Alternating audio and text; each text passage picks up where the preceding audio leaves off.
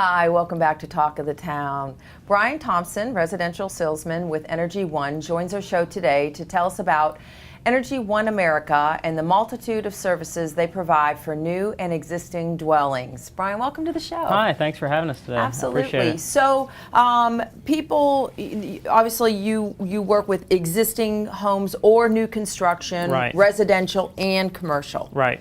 But in the case of an existing home, why would someone want to replace their existing attic insulation with spray foam? You know, we see there's all different kinds of reasons, but really the primary reason that we see is energy savings. Typically in this area, attic temperatures get up to 120 degrees in the summertime, and what the spray foam is actually designed to do is it's actually designed to replace what they have in there now, which is typically fiberglass insulation, and lower that attic temperature down to a manageable maybe 80, 82 degrees. It should never be more than 8 to 10 degrees different than where you're keeping your house temperature year-round.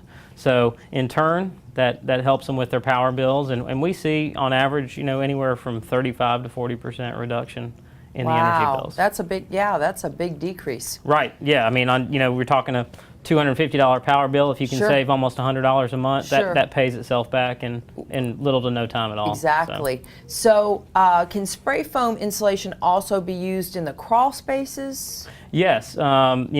We get a lot of calls to go out to a crawl space, especially on the island in Bluffton. This is a native area, so we have a lot of different rodents, squirrels, raccoons that like to habitate in the crawl space area.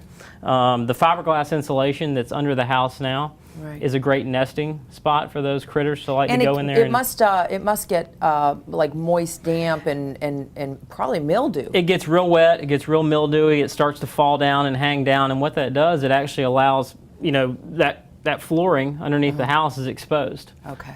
It's exposed to moisture. It can cause mold, mildew, and that affects the inside of your house because then you'll start to see if you have hardwood flooring, you get to start the cupping effect.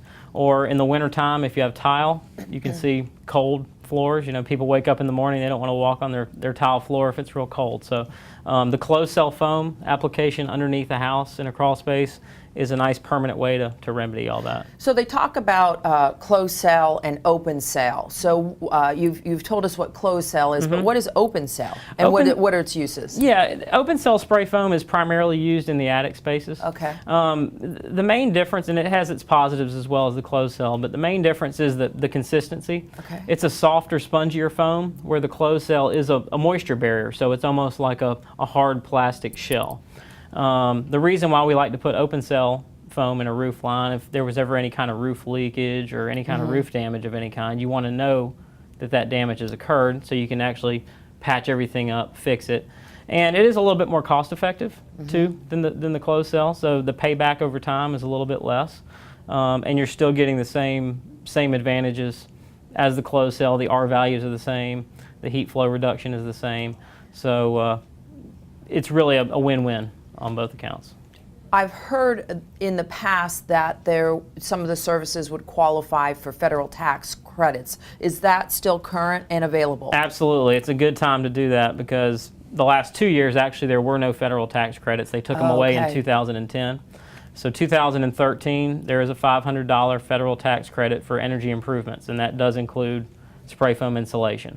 So it's a 10% federal tax credit, so it's not a deduction or anything like that. They can claim that on their 2013 taxes, and every little bit helps. So you should definitely take advantage of that. Absolutely. So how does Energy One America differ from other spray foam insulation companies within our area? What I really think it boils down to is our employees. The staff is wonderful. We've had employees with us now for 10 years. We opened up the business locally. It's locally owned and operated since 2004. Our customer service after the sale, I believe, is impeccable. We've never left a homeowner in a situation where they weren't happy after the sale, and that's why people keep coming back to us locally.